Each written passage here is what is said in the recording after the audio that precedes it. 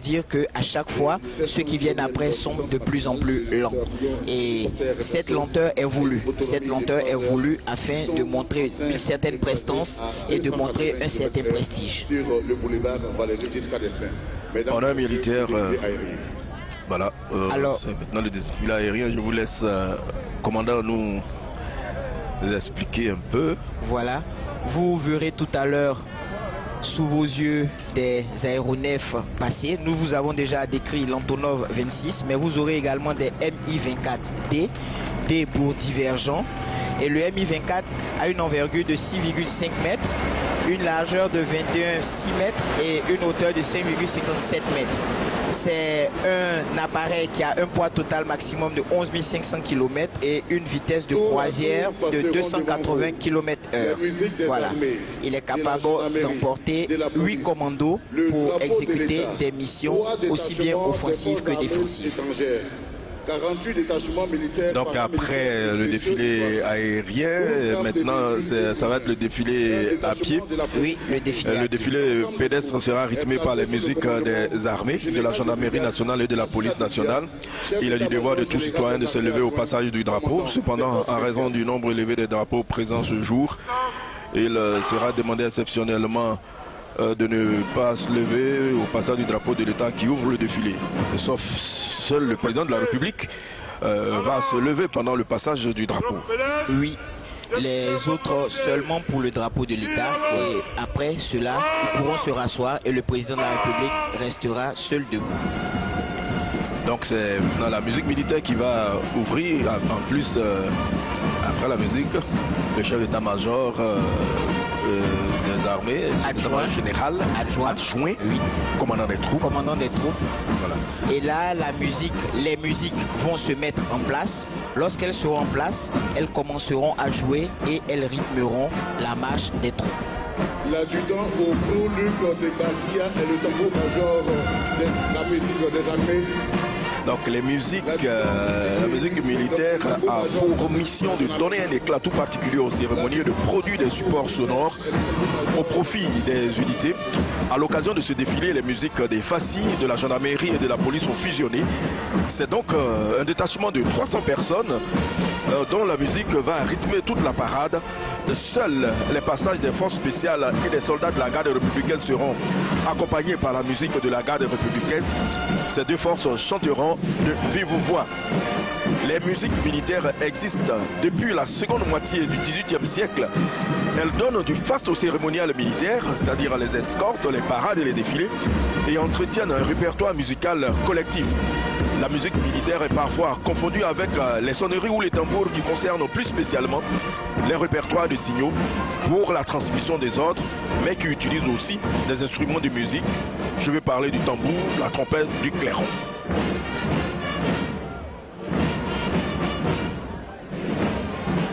Et cette musique est conduite par qui? On a dit c'est un adjudant. L'adjudant John pour ce qui est des FACI. Mais pour la police et la gendarmerie, il y a également d'autres responsables qui sont en œuvre. Et aujourd'hui, ces musiques vont donner le meilleur d'elles-mêmes parce que nous l'avons dit tout à l'heure, c'est une reprise des défilés grandeur nature sur cette artère du VGE et elles ont revêtu leur tenue d'apparat afin de se présenter sous le meilleur jour, sous le meilleur profil et pour donner le meilleur d'elles-mêmes. Voilà, nous apercevons les trois musiques, la musique de la gendarmerie, de la police et des FACI. Après leur passage, cette troupe la musique va se mettre en place. Elle va se mettre en place et commencer à jouer. Jouer pour que le reste de la troupe suive. Et lorsqu'elle se mettra en place, il y a des codes gestuels qui sont faits afin de signifier qu'elles sont prêtes et que la troupe peut commencer à avancer. Donc c'est tout un ensemble de gestes, mais également tout un ensemble de dispositions convenues à l'avance après de nombreuses répétitions. Vous avez eu à assister à des répétitions ici, de nombreuses répétitions pour éviter tout couac, pour éviter qu'il y ait un quelconque problème au moment où nous sommes en train de nous présenter un jour de l'indépendance, et cela devant toutes les autorités du pays, avec en tête son Excellence Monsieur le Président de la République. Alors pour le bloc musique, justement, la musique des armées, c'est le tambour-major, c'est l'adjudant au gros-luc de Patria, c'est ce que vous avez dit. La musique de la gendarmerie, le chef de musique, c'est l'adjudant-chef d'Ao Abekwa. Et le tambour-major, l'adjudant Idi Gueye Wilfried. Pour la musique de la police, le chef de musique, l'adjudant Théo Moïse. Et le tambour-major, l'adjudant Akafou Guy Serge. Alors ils vont se mettre en place et le défilé proprement dit va démarrer avec le commandant des troupes et le drapeau. Et le commandant des troupes, je le rappelle, il s'agit du général de brigade Lassina Doumbia. Le porte-drapeau, c'est le lieutenant Guy Franck. Qui porte le drapeau? Un officier. C'est un officier qui porte le drapeau, et un officier aux valeurs militaires avérées et qui est rompu à la tâche. Donc pour la circonstance, il s'agit du lieutenant Guy Franck, qui est du bataillon de commandement et de soutien. C'est lui le porte-drapeau de l'État. Avant de présenter le commandant des troupes, je rappelle aux téléspectateurs que le drapeau est le symbole de l'État de Côte d'Ivoire, c'est-à-dire d'un patrimoine commun de civilisation, de valeurs morales et spirituelles que tout citoyen peut être appelé à défendre au péril de sa vie. À l'inverse, il porte en lettres d'or l'inscription Union Discipline Travail, devise de la Côte d'Ivoire. Au revers, il est frappé de l'insigne des armées de Côte d'Ivoire.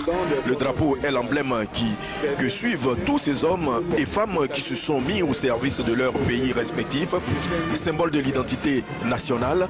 Le drapeau est le témoin du passé, l'illustration du présent, l'espoir du futur. Témoin du passé, puisqu'il rappelle dans ses plis la mémoire de nos illustres anciens qui se sont battus pour la patrie avec bravoure et dévouement, parfois jusqu'au sacrifice suprême. Illustration du présent, car il est l'incarnation de l'unité nationale et la matérialisation de la valeur morale de l'État. Espoir du futur, enfin, car il appelle à l'union de ses fils et filles et rappelle à chacun son devoir pour un développement harmonieux. Il est le signe de ralliement du peuple ivoirien dans sa marche glorieuse vers l'émergence. Il commande à la sauvegarde des institutions et la défense de la patrie. Commandant, vous pouvez présenter le commandant des troupes. Le commandant des troupes est le général de brigade Lassina Doumbia, ancien enfant de troupe du Britannique militaire de Saint-Louis au Sénégal. Il intégra l'école des forces armées en octobre 88. Il est de la promotion Bon Koulibaly et il est aujourd'hui le chef d'état-major général adjoint à l'état-major général des armées.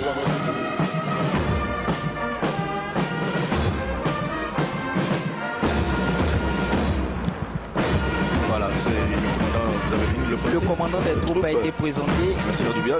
Il est le commandant des forces spéciales. Il est le commandant des forces spéciales. Et maintenant on aperçoit la troupe burkinabé. Oui, le détachement des forces armées du Burkina Faso, avec à sa tête le commandant Sorgo Fabien.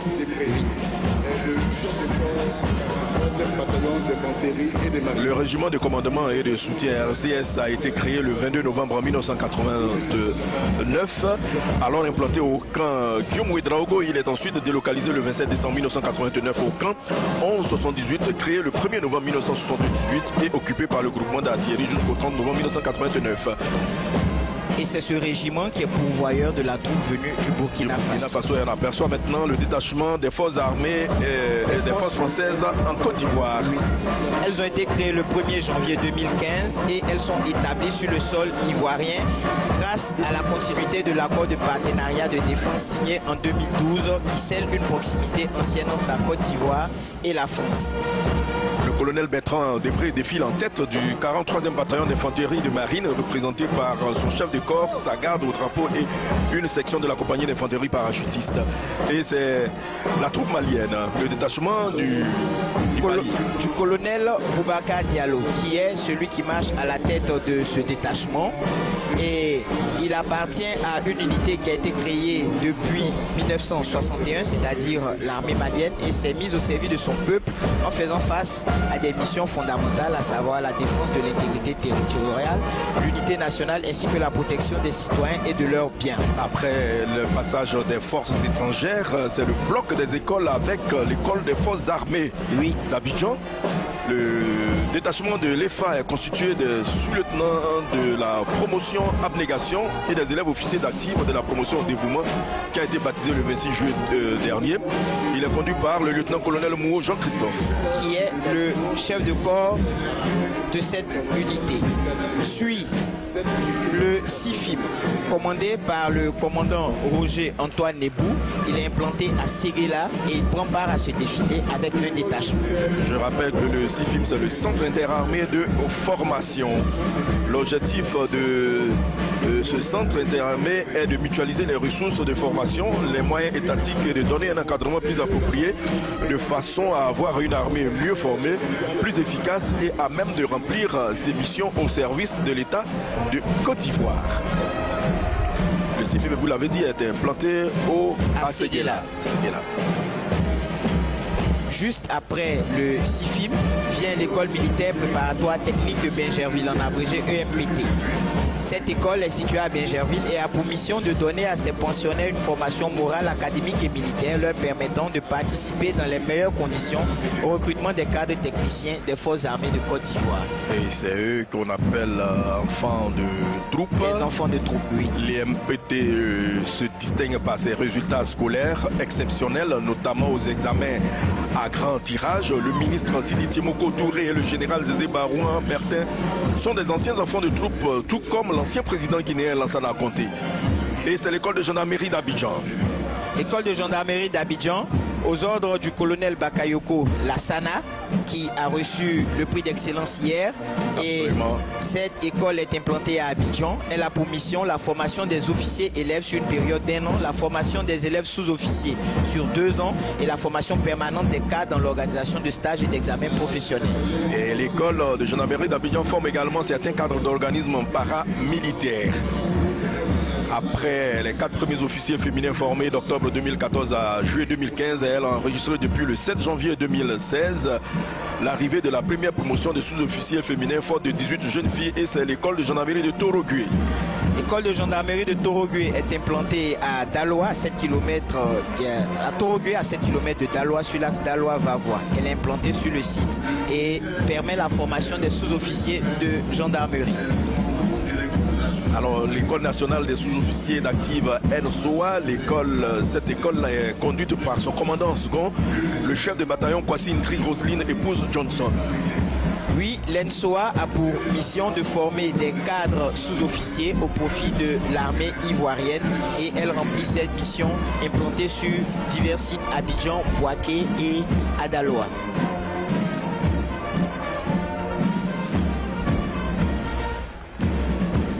C'est en 2013 qu'elle a accueilli sa première promotion d'élèves sous-officiers féminins. Au cours de l'édition 2014 du prix, ils ont eu le prix d'excellence. L'ENSOA a obtenu le 3e prix plus tôt de la meilleure école militaire. On a l'école. La gendarmerie nationale ouvre le défilé avec à sa tête le général de brigade Alexandre Apalo Touré, et il conduit le détachement de la gendarmerie nationale, qui est une force militaire instituée pour veiller à la sûreté publique, au maintien de l'ordre et à l'exécution des lois.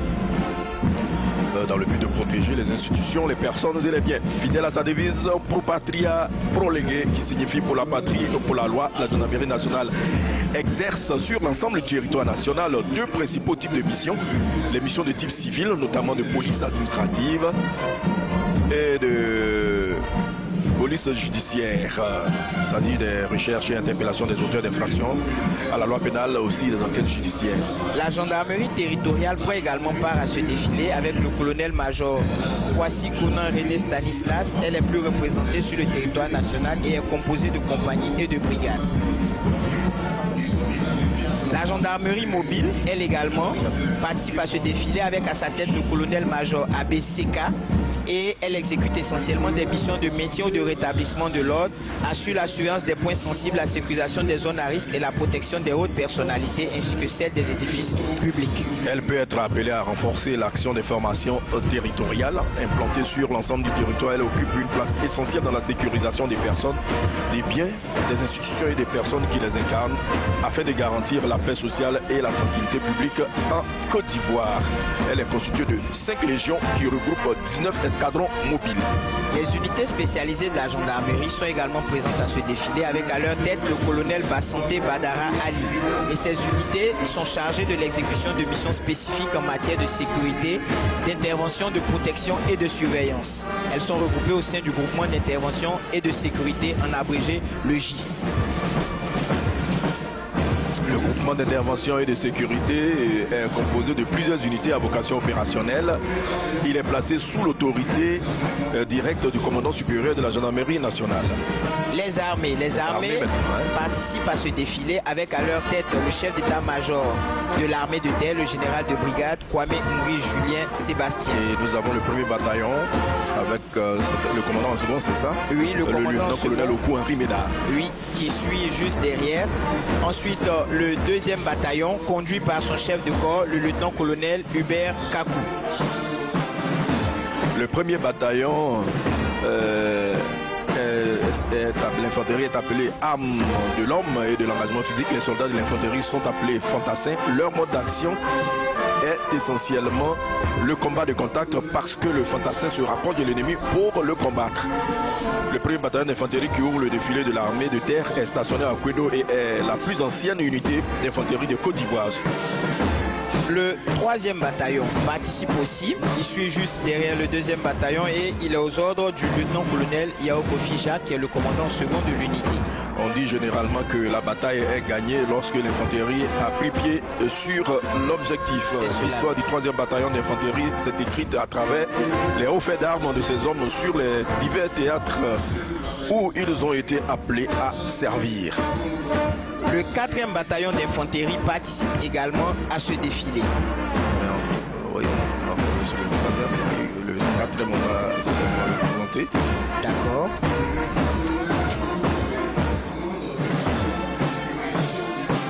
Et le 4e bataillon, aux ordres du colonel Traoré Draman, il est implanté à Korogo et il constitue le premier verrou de défense terrestre dans la partie septentrionale de notre pays.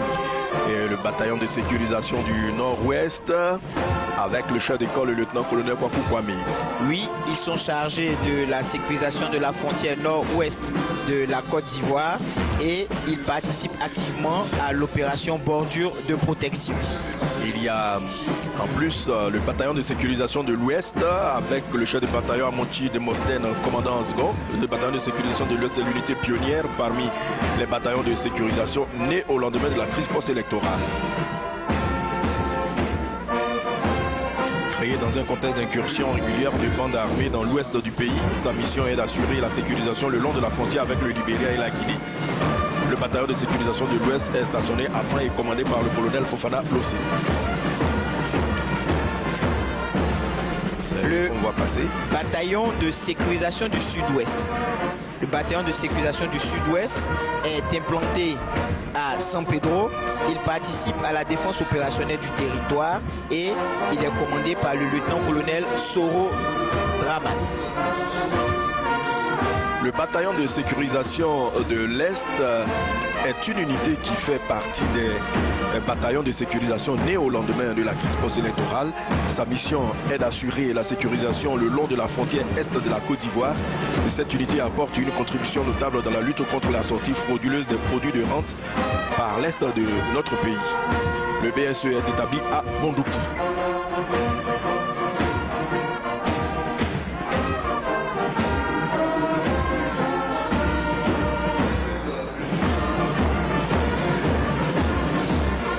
Le premier bataillon blindé. Il est constitue l'unité de cavalerie des armées ivoiriennes. Les soldats de ce corps sont appelés cavaliers et combattent essentiellement dans des chars ou engins blindés. La cavalerie, tout comme l'infanterie, appartient aux armes de mêlée, c'est-à-dire celles qui sont au plus près de l'ennemi. Le premier bataillon blindé est basé à Akwedo, nouveau camp, sur ce qu'on appelle le plateau d'Akwedo. Il est de création relativement récente. 1er avril 1985. Oui, et il est commandé par le lieutenant-colonel Gefier Pacom Alban. Le premier bataillon du génie.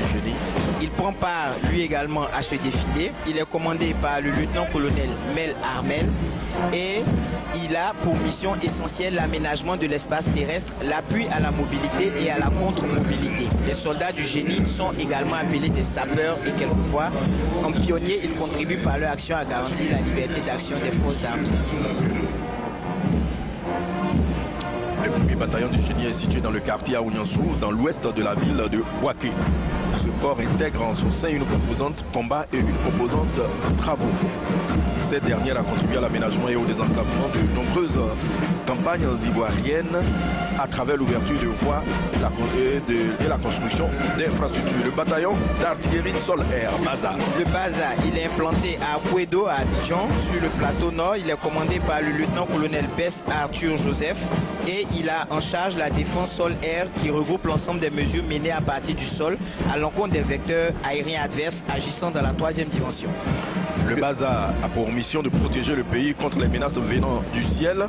Les soldats de cette unité appelés artilleurs manœuvrent essentiellement des moyens de défense contre les airs, DCA ainsi que des moyens d'observation des airs. Le BASA est l'une des 3 unités stationnées sur le plateau d'Akwedo. Le bataillon d'artillerie sol-sol implanté à Bouaké fait partie des armes dites d'appui en raison de sa mission opérationnelle, manœuvre au profit des unités d'infanterie et des unités blindées en leur apportant un appui-feu destiné à détruire des objectifs potentiellement sensibles. Et maintenant nous apercevons un détachement féminin ici de toutes les armées. Oui, ce détachement est constitué sur la base de personnel féminin recruté au sein de toutes les armées et elles aussi prennent part à ce défilé. C'est une volonté du commandement de faire voir ce que nos dames savent faire. Voilà l'unité féminine des armées. Et après cette unité, on aura le premier bataillon des commandos et des parachutistes, premier BCP. Le premier BCP implanté à Akwedo en 5 ans aux ordres du colonel Chérif Ousmane. Ce premier bataillon est la seule unité parachutiste détentrice des traditions et techniques commando en Côte d'Ivoire. Elle a pour mission de mener des actions aéroportées sur les lignes arrières ennemies. Et tout à l'heure, vous verrez leur savoir-faire avec les sauts en parachute. Ces actions portent sur des infiltrations en milieu hostile, sur le renseignement, sur la destruction et la neutralisation d'objectifs tels que les postes de commandement, les centres de transmission, les bases logistiques, en sapant le moral de l'ennemi par des actions de sabotage. Les commandos parachutistes sont sélectionnés à l'issue des tests rigoureux parce que constituant l'élite de l'infanterie. Le premier BCP est stationné à Akwedo, ancien camp comme vous l'avez dit. Nous allons passer à l'armée de l'air. Oui, l'état-major de l'armée de l'air prend également part à ce défilé. Et cet état-major de l'armée de l'air commandé par le général de brigade aérienne Kofi Nguessan Alfred. Elle assiste l'armée de terre, la marine, la gendarmerie dans l'exécution de leurs missions. Elle participe aussi à la défense nationale en exécutant des missions d'observation, de transport et d'appui. Nous aurons donc la base aérienne d'Abidjan. Oui, la base aérienne d'Abidjan commandée par le colonel-major Touré Mamadou Fama, qui est la base où sont stationnés les Antonov, mais également les hélicoptères de combat qui aident dans les missions opérationnelles. Il y aura aussi la base aérienne de Bouaké. La base aérienne de c'est ça, la base aérienne de Bouaké, située à Bouaké, commandée par le colonel Kwaongeta Julien, comme vous l'avez dit tantôt. Cette base abrite l'aviation de chasse. Oui. Et la marine nationale. L'état-major de la marine nationale.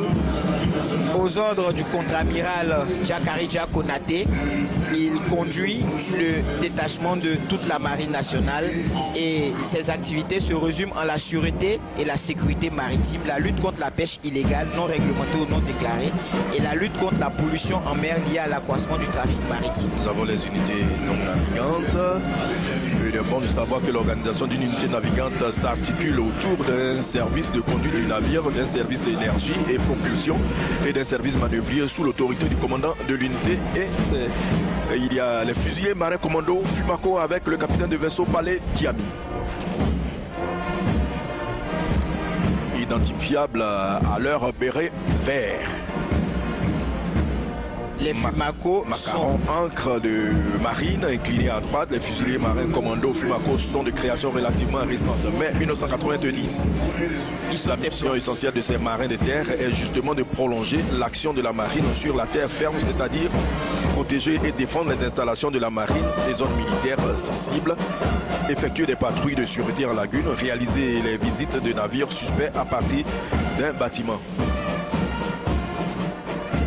On a le bataillon de commandement et de soutien BCS qui ouvre la série des unités rattachées à l'état-major général des armées. Le BCS est aux ordres du colonel Kone Gaoussou et il abrite l'état-major général des forces armées de Côte d'Ivoire. Il est stationné au plateau à la caserne Galieni. En plus des services de l'état-major général, le BCS regroupe de nombreux autres tels que la garnison d'Abidjan, la société omnisport des armées et la musique des armées. Il y a le groupement ministériel des moyens généraux conduit par le chef de corps, le colonel Boublé Lambert. Le colonel Boublé Lambert à la tête du GMMG en abrégé et qui est situé près du musée des civilisations. Le GMMG est une unité rattachée à l'état-major général des armées. Il y a également un service rattaché au cabinet du ministre d'État, ministre de la Défense. Sa mission est d'assurer la sécurité des installations et équipements de l'administration centrale du ministère d'État, ministère de la Défense. Le GMG est également une unité formant un corps chargé de la discipline ainsi que de la gestion du personnel et du matériel affecté à l'administration centrale. Premier bataillon pilote projetable BPP avec le lieutenant-colonel Kwame Jean-Marie. C'est une unité qui est pourvoyeuse de troupes dédiées aux opérations extérieures dans lesquelles la Côte d'Ivoire est engagée. Et nous apercevons maintenant le groupement des sapeurs-pompiers militaires. Avec à sa tête le colonel Sako Issa, le GSPM a pour mission d'assurer la protection des personnes et des biens à l'occasion d'événements nécessitant l'intervention immédiate de ces personnels et la mise en œuvre de ces matériels sur l'ensemble du territoire national. Les militaires qui constituent ce corps sont déployés sur 3 sites à Abidjan ainsi qu'à Zianoua, Yamoussoukro, Boaké et Korogo. La police nationale avec le commissaire divisionnaire major de police, Yao Kwame Joseph. Elle constitue le premier rideau de sécurité intérieure de Côte d'Ivoire. Elle est aussi appelée force de première catégorie. Et les fonctionnaires de police se répartissent en 3 corps, à savoir les sous-officiers, les officiers et les commissaires de police. Et là, c'est la préfecture de police qu'on aperçoit avec le commissaire de police de première classe, Assemblée Elisabeth. Oui, la préfecture de police d'Abidjan qui regroupe les unités de régulation de la circulation, la brigade d'escorte moto et la brigade mondaine en charge du respect des valeurs morales ainsi que du mouvement mobile d'intervention qui a pour mission le maintien de l'ordre.